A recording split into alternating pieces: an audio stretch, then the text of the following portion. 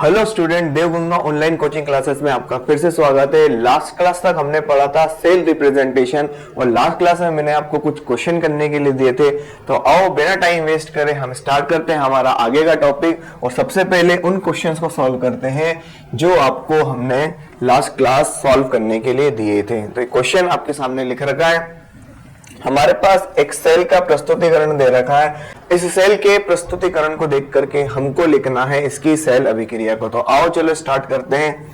सबसे पहला काम यह है, इस सेल में होने वाली रिएक्शनों को हमको दो पार्ट के अंदर क्लासिफाई करना है। पहला एनोड पर होने वाली रिएक्शन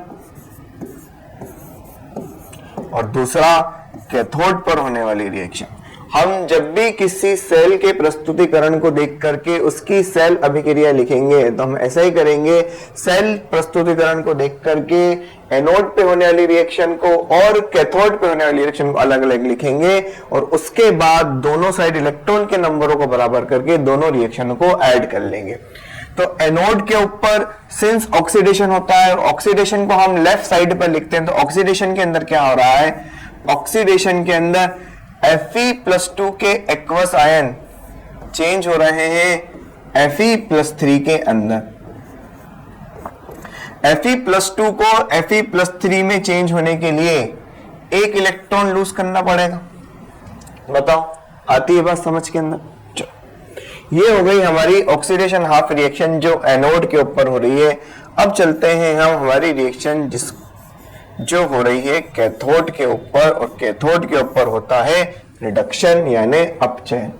रिडक्शन के अंदर क्या हो रहा है, रिडक्शन के अंदर Cr2O7-2 का आयन Cr+3 के अंदर दे रखा है। आपको बहुत अच्छी तरीके से लास्ट क्लास का ध्यान होगा कि ये वाला H+, ये जो H+ हमने यहाँ पे लिख रखा है, ये सिर्फ रिएक्शन के मीडियम को यानी अभिक्रिया के माध्यम को बताता है। और जब हम लास्ट में रिएक्शन को बैलेंस करेंगे, संतुलित करेंगे, तो ये H+ वहां पे आ जाएगा। तो फिलहाल हमें इसे अपचयन रिएक्शन के अंदर लिखने की कोई जरूरत नहीं है।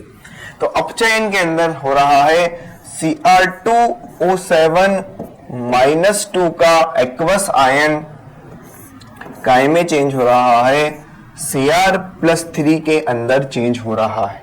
बोलो आती है बात समझ के अंदर? इस रिएक्शन के अंदर हमने जैसा पहले भी बात करी थी कि जो क्रोमियम है वो क्रोमियम यहां पर +6 ऑक्सीडेशन स्टेट के अंदर है। क्रोमियम +6 ऑक्सीडेशन स्टेट से +3 ऑक्सीडेशन स्टेट के अंदर जा रहा है। और उससे भी इंपॉर्टेंट बात यहां पर यह है कि यहां पर क्रोमियम बैलेंस नहीं है। यहां पर कितने क्रोमियम है, 2 क्रोमियम। यहां पर कितने क्रोमियम है, सिर्फ एक क्रोमियम। तो सबसे पहले तो हम क्रोमियम को बैलेंस करेंगे, उसके बाद देखेंगे क्रोमियम +6 से +3 के ऊपर जा रहा है।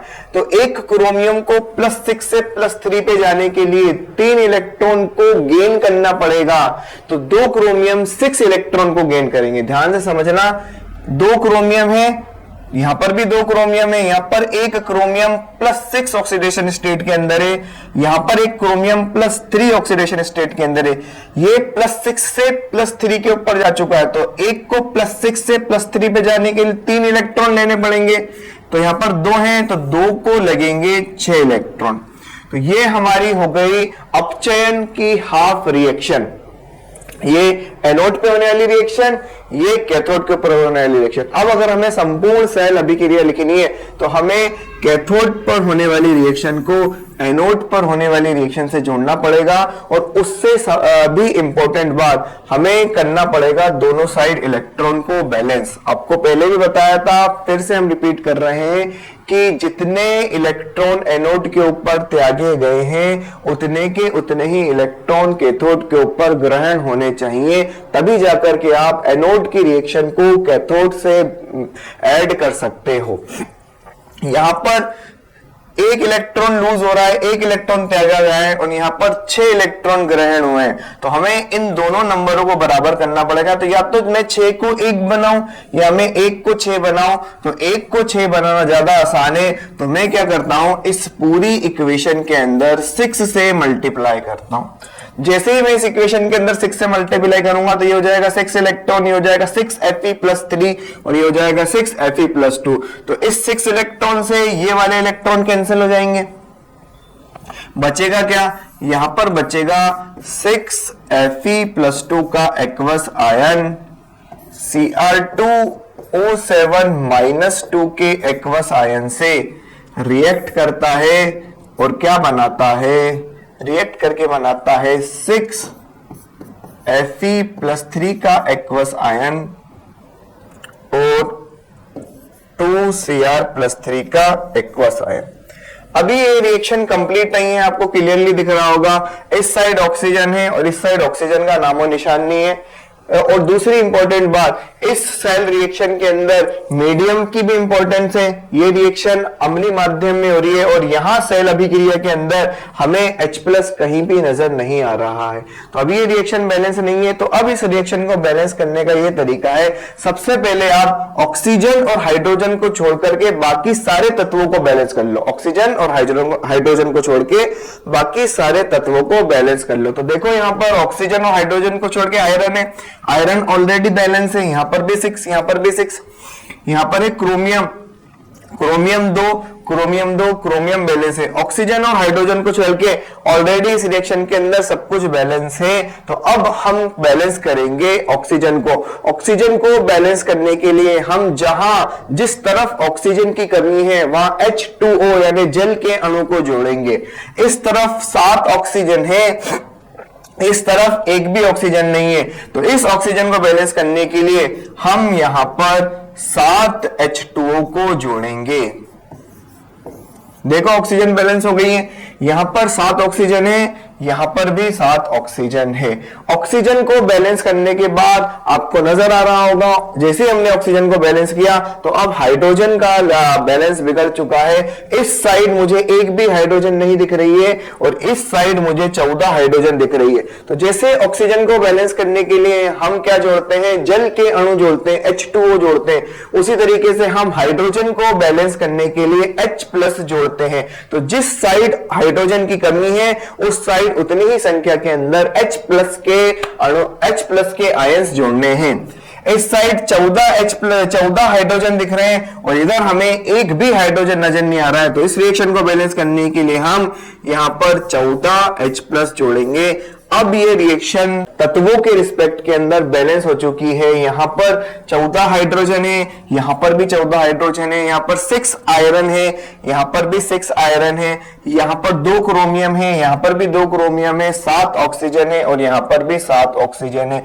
एक रिडॉक्स अभिक्रिया की ये एक विशेषता होती है कि एक रिडॉक्स अभिक्रिया के अंदर आपको तत्वों के साथ साथ दोनों साइड के अंदर चार्ज को भी यानी आवेश को भी संतुलित करना पड़ता है। तो जब भी आप किसी रिडॉक्स अभिक्रिया को संतुलित करोगे तो लास्ट में ये जरूर चेक करोगे कि क्या दोनों साइड आवेश भी संतुलित है। तो आओ चेक करते हैं क्या दोनों साइड आवेश भी संतुलित है या नहीं।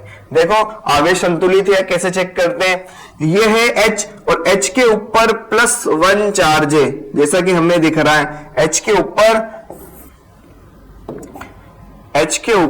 +1 चार्ज है और H कितना है यहां पर 14। तो हमने लिखा 14 × +1 प्लस, यहां पर है आयरन के ऊपर +2 चार्ज है। तो क्योंकि आयरन के ऊपर +2 चार्ज है और आयरन कितनी बार है यहां पर 6 बार, तो हमने लिखा +2 × 6 माइनस ये कितना चार्ज है, Cr2O7 के ऊपर -2 चार्ज है और Cr2O7 यहां पर कितनी बार लिख रखा है, सिर्फ 1 बार लिख रखा है। तो हम टोटल जोड़ेंगे तो कितना आ जाएगा, ये 14 + 12 - 2, ये क्या आ गया, ये प्लस का 24 चार्ज आ गया। अब हम इस साइड चेक करते हैं कि हमारे पास आवेश कितना है। इसके ऊपर है +3 चार्ज और ये 6 बार लिख रखा, तो +3 × 6, यहां पर है +3 चार्ज और ये 2 बार लिख रखा है, तो इसका इंटू करा है 2। H2O, सिंस H2O के ऊपर कोई चार्ज नहीं है, तो जिसके ऊपर कोई चार्ज नहीं होता है उस पे चार्ज हम 0 मानते हैं। तो अगर H2O पे चार्ज 0 मान लेंगे तो इसको तो लिखने से यहाँ पे कोई फायदा नहीं है। 18 + 6, यहां पर भी कितना चार्ज आ चुका है, हमारे पास प्लस का 24 चार्ज आ चुका है। तो हमने इस रिएक्शन को सही तरीके से बैलेंस किया है। ध्यान रखना बहुत इंपॉर्टेंट होता है किसी रिडॉक्स अभिक्रिया के अंदर कि रिडॉक्स अभिक्रिया के अंदर तत्व तो संतुलित संतुलित होते ही हैं, तत्व के साथ साथ दोनों ओर आवेश भी संतुलित होता है। इधर भी जितना आवेश आ रहा है उधर भी बराबर उतना आवेश आना चाहिए। तो इस तरीके से हम इस रिएक्शन के रिप्रेजेंटेशन को देख करके, इस सेल के प्रस्तुतिकरण को देख करके इस सेल की अभिक्रिया लिख सकते हैं। बोलो आती है बात समझ के अंदर? इसके अलावा एक और क्वेश्चन दिया था, तो चलो चलते हैं नेक्स्ट क्वेश्चन को, और नेक्स्ट क्वेश्चन को सॉल्व करते हैं। ये क्वेश्चन था, ये सेल रिप्रेजेंटेशन था। इस सेल रिप्रेजेंटेशन को हमको सेल अभिक्रिया के अंदर चेंज करना है। तो आओ इस सेल रिप्रेजेंटेशन को हम सेल अभिक्रिया के अंदर चेंज करते हैं। सबसे पहले हम लिखेंगे एनोड पर कौन सी रिएक्शन हो रही है। एनोड के ऊपर हो रही है जिंक सॉलिड, चेंज हो रहा है Zn+2 एक्वस के अंदर, और इस पूरे काम के लिए इसने 2 इलेक्ट्रॉन लॉस करे होंगे। और कैथोड पर कौन सी रिएक्शन हो रही है? कैथोड पर हो रहा है H+ चेंजेस टू H2। यहां पर इसने 2 इलेक्ट्रॉन को गेन किया होगा और हाइड्रोजन गैस के अंदर चेंज हुआ होगा। अब हमें संपूर्ण सेल अभिक्रिया लिखनी है, तो हम कैथोड और एनोड की रिएक्शन को आपस में जोड़ देंगे। कैथोड और एनोड की रिएक्शन को आपस में जोड़ने से पहले हम चेक करेंगे क्या दोनों साइड इलेक्ट्रॉन बराबर हैं क्या, मतलब जितने इलेक्ट्रॉन एनोड के ऊपर त्यागे गए हैं क्या उतने ही इलेक्ट्रॉन हाइड्रोजन कैथोड के ऊपर ग्रहण हो चुके हैं क्या। तो यहाँ पर आपको क्लियरली दिख रहा होगा 2 इलेक्ट्रॉन त्यागे गए हैं और 2 इलेक्ट्रॉन ग्रहण हुए। तो यहाँ में और कुछ एक्स्ट्रा करने की जरूरत नहीं है, 2 इलेक्ट्रॉन से 2 इलेक्ट्रॉन कैंसिल हो चुके हैं। यहाँ पर बचा है Zn सॉलिड जो 2H+ एक्वस के साथ रिएक्शन करेगा और क्या बनाएगा Zn+2, और साथ में कौन सी गैस लिबरेट होगी? हाइड्रोजन गैस लिबरेट होगी। ये इस रिएक्शन की, ये इस सेल रिप्रेजेंटेशन की रिएक्शन है। ये सॉलिड फॉर्म में है, ये एक्वस फॉर्म में है, ये अगेन एक्वस फॉर्म में है, और हाइड्रोजन जो है वो गैसियस फॉर्म के अंदर है। यहां हाइड्रोजन जो है गैसियस फॉर्म के अंदर है। तो हमने सीखा कैसे हम सेल प्रस्तुतिकरण को देख करके उसकी सेल अभिक्रिया लिख सकते हैं, और एक सेल अभिक्रिया को देख करके उसका प्रस्तुतिकरण लिख सकते हैं। और लास्ट क्लास आपको एक और बात बताई थी कि एक रिएक्शन को देख करके हमें उसका अभिक्रिया भागफल लिखना आना चाहिए, यानी रिएक्शन कोशेंट लिखना आना चाहिए। तो आओ इसी रिएक्शन को देख करके इसका क्यू लिखते हैं, इसी रिएक्शन को देख करके इसका अभिक्रिया भागफल लिखते हैं। तो अभिक्रिया भागफल का सीधा मतलब क्या होता है? उत्पाद की सांद्रता बटे में अभिकारकों की सांद्रता। तो इस रिएक्शन के अंदर उत्पाद कौन है? इस रिएक्शन के अंदर उत्पाद है Zn+2। तो Zn+2 की सांद्रता, Zn+2 की सांद्रता इनटू H2 की ज्यादा। बताओ ये गैस है, तो गैस के लिए सांद्रता की जगह क्या लिखा जाता है? उसका, वेरी गुड, क्या लिखा जाता है? उसका पार्शियल प्रेशर लिखा जाता है, यानी उसका दाब लिखा जाता है। सिंस यहां इनके स्टोइकियोमेट्रिक कोफिशिएंट यानी रस समिति गुणांक कुछ भी नहीं है, यानी 1 ही है, तो इनकी पावर 1 लगाने से कोई फर्क नहीं पड़ेगा। अब हम लिखेंगे अभिकारकों की सांद्रता। अभिकारकों के अंदर क्या है? जिंक सॉलिड, यानी जिंक सॉलिड की सांद्रता, और H+ यानी H+ की सांद्रता, H+ की सांद्रता, H+ की सांद्रता, क्योंकि जिंक का स्टोइकियोमेट्रिक कोफिशिएंट यानी रस समिति गुणांक 1 है, तो इसकी पावर 1 लगाने से यहां पे कोई फर्क नहीं पड़ेगा। H+ का रस समिति गुणांक 2 है, तो यहां पर इसकी पावर जाएगी 2। अब एक और बहुत इंपॉर्टेंट बात जो कल आपको नोट के फॉर्म में लिखाई थी कि जब भी हम अभिक्रिया भागफल लिखते हैं तो जो शुद्ध ठोस अवस्था में और गैस और द्रव अवस्था में होता है उसकी सांद्रता को इकाई यानी 1 मान लिया जाता है। तो इस रिएक्शन के अंदर ये तो एक्वस फॉर्म में है, ये भी एक्वस फॉर्म में, ये गैसियस फॉर्म में, लेकिन ये जिंक है शुद्ध ठोस अवस्था में। तो जब भी कोई अभिकारक या उत्पाद शुद्ध ठोस या शुद्ध द्रव अवस्था में होता है तो हम उसके सक्रिय द्रव्यमान को यानी उसकी सांद्रता को 1 मान लेते। तो अगर यहां हम जिंक की सांद्रता को 1 मान लेते हैं तो जो फाइनल इसका अभिक्रिया भागफल आएगा, जो इसका फाइनल अभिक्रिया भागफल आएगा वो कुछ ऐसा आएगा, Q बराबर Zn+2 की सांद्रता की पावर 1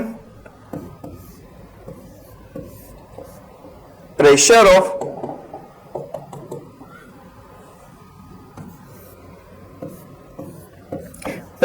हाइड्रोजन गैस की पावर 1 डिवाइडेड बाय, सिंस ये तो 1 हो चुका है तो यहां पे सिर्फ क्या बचा है, H+ की सांद्रता की पावर 2।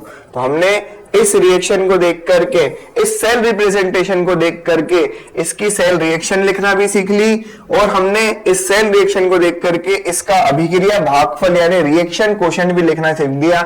ये हमें नर्स्ट इक्वेशन के अंदर काम आने वाला है, जो हम आगे पढ़ने वाले हैं उसको हम पहले से ही सीख रहे हैं कि कैसे लिखते हैं किसी अभिक्रिया को देख करके उसका अभिक्रिया भागफल। इससे पहले वाली रिएक्शन के अंदर भी हमने नहीं लिखा था, तो आओ इसको देख करके भी इसका अभिक्रिया भागफल लिख लेते हैं। यहां पर अगर इसको देख करके हम इसका अभिक्रिया भागफल लिखते हैं तो Q किसके बराबर हो जाएगा, Q हो जाएगा उत्पाद की सांद्रता बटे के अंदर अभिकारकों की सांद्रता। तो उत्पाद है हमारे पास Fe+3 और Fe+3 का रस समिति गुणांक कितना है, 6, तो इसकी पावर कितनी जाएगी बताओ, 6। उसके बाद क्या आएगा, क्रोमियम+3, क्रोमियम+3 की पावर कितनी आएगी, 2। ये शुद्ध द्रव अवस्था में है, H2O शुद्ध द्रव अवस्था में है, तो इसके सक्रिय द्रव्यमान को यानी इसकी सांद्रता को 1 मान लेंगे, और अगर इसकी सांद्रता 1 है तो इसकी पावर कुछ भी हो जाए, आंसर 1 ही आएगा, तो इसको यहां लिखने की जरूरत नहीं है। इधर आ जाओ, अभिकारकों की उत्पाद की सांद्रता के बाद अभिकारकों की सांद्रता H+ की सांद्रता की पावर 14। अब यहां लिखने से इसे करना मत कि भाई यहां सर 14 है, 14 यहां पे 14 आ जाए, 28 आ जाए, 50 आ जाए, 60 आ जाए, उससे हमें कोई लेना देना नहीं है। हमको तो जो इसका रस समिति गुणांक है बैलेंस करने के बाद जो भी यहां लिख रखा है उसको उसकी पावर में लगाना ही है। उसके बाद क्या है, Fe+2, Fe+2 की सांद्रता की पावर कितनी आएगी बताओ, 6। सिंस यहां पर तीसरा वाला जो उत्पाद है हमारा ये भी काय में है, ये भी एक्वस फॉर्म में है, तो हमें इसकी सांद्रता भी यहां पे लिखनी पड़ेगी। तो हमें यहां पर Cr2O7 की पावर -2 की सांद्रता भी लिखनी पड़ेगी। इसका रस समिति गुणांक 1 है, तो यहां पे पावर भी इसकी कितनी आ जाएगी, 1 आ जाएगी। ठीक, तो ये हमने सीखा कैसे हम सेल प्रस्तुतिकरण को देख के सेल अभिक्रिया लिखते हैं। एक रिडॉक्स अभिक्रिया के अंदर आप एक जरूर इस बात का ध्यान रखना, तत्व संतुलित होने के बाद आपको आवेश को भी संतुलित करना है। ठीक, उसके बाद आपको पता होना चाहिए कि कैसे हम एक रिएक्शन को देख करके उसका अभिक्रिया भागफल लिखते हैं।